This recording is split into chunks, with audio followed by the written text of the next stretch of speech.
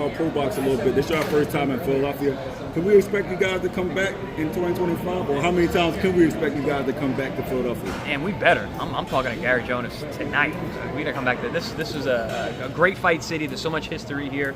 I did my little tour of the city yesterday. I went to the Liberty Bell. I did the steps with Rocky. I did it all. The stairs, went to the museum, and great fight town. People came out. Man, who knew there were so many Mexicans here? The Mexican fans were fantastic tonight. We had a bunch of Mexicans on the card too. So, were you surprised how many fans came out to your first card? No, because it's a fight town and it's a walk-up town too. So our tickets are reasonably priced, and once we got the word out that we were coming, Pro Box TV it's a movement, man. Everybody knows we're coming, and it's growing all the time, and the word's getting out there, and that's all it takes. Because listen, the shows don't disappoint no matter what. I feel like you have arguably the best prospect in boxing, Errol Spence. Blast is he's like a kid that's like hiding under the steps and only comes out when to beat people up. That's my guy.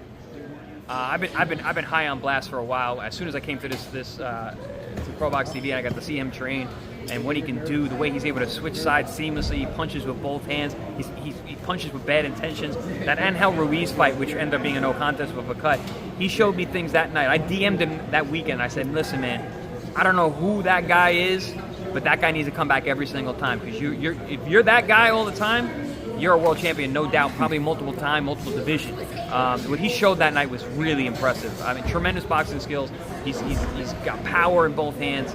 And listen, he lives the lifestyle. That training camp that's getting developed in there with Mark Ferre at the Pro Box facility, that's something special. There's a culture in there. Those guys are dogs, and they train hard together. They root each other on, but they're also competitive with each other. They push each other.